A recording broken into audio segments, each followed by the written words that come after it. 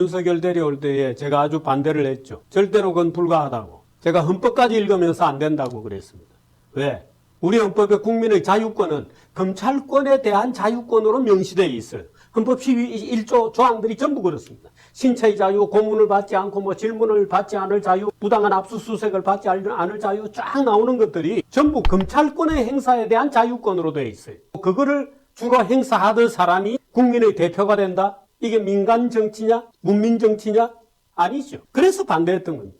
특히나 윤석열이라는 사람은 보수를 괴멸시킨 장본인이에요. 무식하지만 무식한 줄을 모르는 사람들이 검사들이에요. 윤석열 대통령이 와서 잘했으면 그나마 좋았지 않았겠나요? 잘할 수가 없는 겁니다. 안녕하십니까, 뉴스와입니다. 자, 지금 정치 판세를 읽는 데 있어서 민주당의 시각에서만 보지 말고 또 보수 쪽은 어떻게 바라보고 있는지 균형 잡힌 시각을 갖는 것도 중요하다고 생각합니다.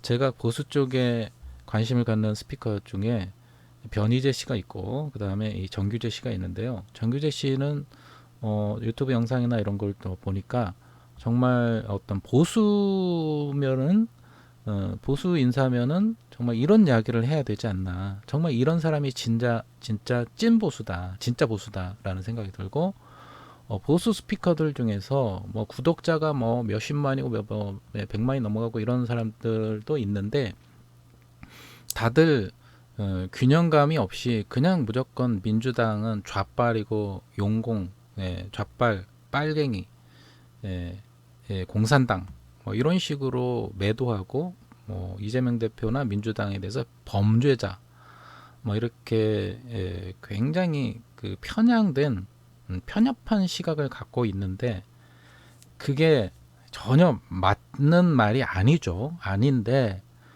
우리 민주당 쪽에서 이런 이야기를 하면은 좀 그렇지만은 보수 쪽에서도 정말 올바른 생각을 갖고 있는 사람들이 있다. 그런 시각을 우리가 견제해야 될 필요가 있고요. 우리가 그런 점에서 이 정규재 씨 이야기를 한번 들어보자 합니다. 자, 이게 지금 조세일보에서 3월 30일 날 선거 전이죠. 4월 10일 선거 전 10일 전에 이야기를 했습니다. 대통령을 향한 보수 농객의 고언인데 쓰잘데기 없는 인간을 윤석열은 쳐내야 된다. 이런 이야기를 했고요. 무슨 이야기냐면 점술과 역술과 모두 깨끗이 인연을 끊어내라. 대통령이 직접 노출되면은 장관들은 호수아비로 전락한다.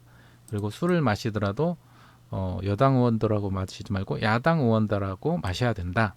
이렇게 쓴소리를 하고 있습니다. 자, 유튜브 채널 정규재 TV 시즌 3에서 이렇게 쓴소리를 이야기하고 있는데 이따 제가 이거는 별도로 영상을 좀 다시 참고로 올리도록 하고요. 자, 보겠습니다. 정규재라는 분이 전 한국경제 논설위원을 지낸 분인데 이 정규재 씨가 3월 30일에 윤석열 대통령을 향해 이제 쓰잘데기 없는 인간들은 내쳐야 된다면서 거침없는 고언을 했다. 정 전 논설위원이 29일 날 자기가 운영하는 유튜브 채널 정규재 TV 시즌 3에서 내가 기자 생활을 평생 하면서 대통령에게 뭘 건의하고 이런 거 아주 싫어하는데 처음으로 건의를 해봐야 될 것 같다며 조심스럽게 말을 꺼냈는데요. 정 논설위원은 먼저 멘토 논란이 있는 역술인을 끊어내라 강한 어조로 충고했습니다. 천공 등 점술가, 역술가 모두 깨끗이 인연을 끊어내기 바란다면서 천공이 어떻게 대통령실에서 몇 발짝 되지 않는 곳에다 자기 사무실을 갖고 있냐, 정말 기막힌 인간 아닌가라고 반문을 했습니다. 이거는 대통령 그 취임 전에 선거 하기 전에 손바닥에다 왕자를 쓰고 대선 토론회에 나와가지고 손바닥에 왕자를 쓰고 이렇게 나온 것도 아마 이거 역술가 점술가들의 어떤 조언과 관련이 있지 않나 생각이 됩니다. 이것이 결국 또한 발목을 잡는 거고요. 이런 역술인을 끊어내라. 그리고 계속해서 대통령이 장관 중심으로 일할 수 있는 분위기를 만들어야 된다 이렇게 조언하는데 지금 의료개혁이라는 것도 보면은 조규용 복지부 장관의 입이 이만큼 나와 뭐가 불만인지 뚱하고 돌아다닌다면서 중요한 일은 전부 박민수 복지부 2차관이 얘기한다고 지적을 하고 있는데, 이 복지부 장관이 일을 하게 만들려면은 복지부 장관의 관점이 들어가야 된다면서 의대 증원 2,000명에 대해서 동의할 수 없다면은 사표를 내고 나가면 된다라고 직격을 했고요. 그리고 대통령이 직접 노출되고 있다. 그런 식으로 일을 하면 곤란하다면서 대통령은 비서들과 일을 하는 게 아니다. 그런데 지금 비서들과 일을 하고 있다고 꼬집었죠. 그러면서 그런 내각을 만들어 놓으면 장관들은 호수아비가 되지 않느냐 이렇게 비판을 했습니다. 정 논설위원이 시급한 현안에 대해서도 빠른 결단을 촉구했는데, 의대 증원도 타협안을 가지고 결론을 내야 되고 국민연금도 빨리 결론을 내야 한다면서 가장 시급한 것은 법조 개혁이라고 강조를 했습니다. 그리고 마지막으로 정 논설위원은 밤늦게 검사들 불러서 술 마시지 말고 술 먹더라도 야당 의원들하고 마시기 바란다고 당부를 했습니다. 이렇게 대통령에게 작심하고 내던진 보수 논객의 쓴소리가 총선을 앞두고 보수층이 느끼는 위기감이 얼마나 큰지를 짐작할 수 있는 반증으로 보여진다. 이렇게 결말을 짓고 있는데, 자, 선거를 10일 앞두고 이 상황이 심각하니까 이 보수 논객이 대통령이 이렇게 국민들과 피부로 닿을 수 있는 소통을 하려면은 이렇게 정책이 달라져야 된다. 그 자체적으로 보수 쪽에서 입장을 정리를 해가지고 이렇게 비판을 하고 있는 겁니다. 이분이 이야기하고 있는 것이 다 맞는 이야기예요. 맞는 이야기입니다. 역술인을 끌어내야죠. 천공가 같은 사람, 천공, 건진법사, 여러 인물이 나왔죠. 이런 것들을 다 끊어내야죠. 멘토 논란이 있는 사람들. 그리고 장관 중심으로 이래야 되는데 장관은 허수아비가 되고 대통령실의 비서들을 통해서 모든 일을 이루어가고, 장관들은 그럼 허수아비가 되는 거죠. 아무 일도 할 수 없는 무능한 허수아비, 거수기만 되는 거고요. 그리고 빠른 결단을 내려야 된다. 술을 마시더라도 야당과 술을 마셔라. 이야기는 야당과 협치하라는 얘기죠. 이 독자적으로 여당 의원들만 불러서 하지 말고 일방통행으로 하지 말고 강제로 하지 말고 야당과 대화를 하면서 소통하고 협치를 구하라고 이야기하는 건데, 지금에 와서 보면은 선거 전에 이렇게 비판하고 있다는 거는 이 보수 논객이 얼마나 정치 판세를 날카롭게 알고 날카롭게 비판하고 정확하게 판세를 보고 있는가. 정말 우리가 보수 쪽 인사이긴 하지만 옳은 이야기를 하고 있는 거예요. 제대로. 저는 보수 쪽의 의견을 다 제가 동의는 하지 않지만 이분이 이야기하는 거가 틀린 것이 없다. 틀린 말이 없다. 정말 진정한 보수라면은 이런 쓸데없는 이런 인연을 끊어내고 올바른 이런 쓴소리를 할 수 있는 사람이 필요한 거죠. 계속해서 이 정규재 씨가 하는 이야기를 우리가 영상을 계속 보면서 우리가 올바른 또 균형 잡힌 그런 시각을 갖는데, 정치를 이해하는데 도움이 되고자 합니다. 여러분들의 생각은 어떠하신지 한번 영상도 보시고 또 제가 설명하는 걸 들으시면서 여러분들의 의견을 댓글로 남겨주시면 좋겠습니다. 좋아요와 구독, 알림 설정 부탁드리고 여러분 댓글로도 공유를 해주시고 여러분들과 소통하면 좋겠습니다. 감사합니다. 밤새도록 걷는다고 열심히 걸었는데 아침에 보니까 오히려 뒤로 가 있는 겁니다. 지금 대한민국 보수가 그렇죠. 열심히 앞으로 간다고 윤석열을 내세워가지고 열심히 갔는데 선거 때 갔다 와서 보니까 뒤로 가 있는 겁니다. 왜 뒤로 가 있죠? 그걸 모르면 어떻게 대처가 됩니까?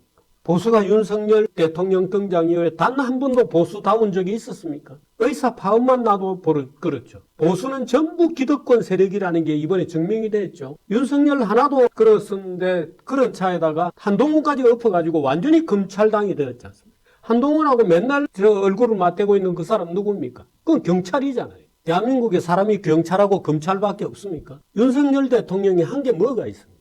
아무것도 없잖아요. 이런 얘기도 썩 좋은 얘기는 아닙니다. 왜냐하면 보수는 자아 비판을 절대로 안 하려고 합니다. 보수는 자아 비판을 안 해요. 자아 비판을 해야 됩니다. 그걸 내부 총질이라고 하면 안 됩니다. 자기 비판을 맹렬하게 해야 됩니다. 보수는 스스로에 대해서 비판하고 매를 들지 않습니다. 반성을 하지 않습니다. 반성하는 것을 내부 총질이다, 분열이다 이래버리고 얼버무립니다. 좋은 게 좋아, 좋은 게 좋아. 자, 단결해.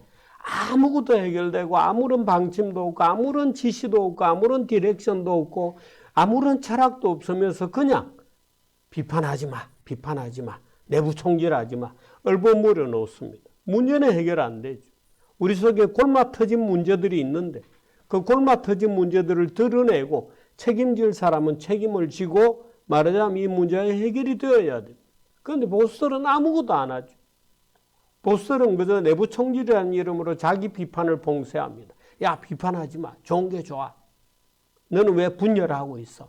라고 뭉뚱그립니다. 그럼 발전이 없죠. 맹렬하게 비판해야 됩니다. 보수는 지금 아무도 비판하지 않고 토론하지 않습니다. 보수는 토론하지 않습니다. 토론 안 하고 뭐 하냐? 돈으로 부패나 하고 이러는 겁니다. 토론하지 않습니다. 토론을 해야 됩니다. 나중에 얘기하겠습니다만 지금 국회 상임위원회 싹법들이 마구 쏟아져 나오고 있습니다. 21대 국회에서 다 처리해버리자 이런 식으로 나오고 있는데 국힘당은 토론 안 합니다. 다 그냥 철수, 우리 반대다, 철수해버리자. 예. 그 보수는 그렇게 해서는 안 됩니다. 예를 들어서 청와대에서 이준석을 치라고 명령이 내려오면 왜 치는지를 알아야 되잖아요. 청와대는 치라 그러고 검찰 자료 하나 꺼내가지고 이준석이 어디 가서 술 먹고 나쁜 짓 했다고 쓱 흘려놓으면 그 자료가 어디에서 나왔는지 자료 분석 안 합니다. 그냥 막 시키는 대로 들고 일어나죠. 바보처럼. 저놈을 죽여라 하고 막 용병들이 났습니다. 그 이준석이 처리하죠. 그렇게 해서 지금 국힘당이 망하기 시작했잖아요. 망하는 과정이 그렇게 시작이 되는 거거든. 이준석이부터 치는 거로부터 지금 국힘당이 망하기 시작했죠. 윤석열 대통령의 전횡, 말할 수 없는 파행, 독단적인 처사, 그런 것들이 시작이 되죠.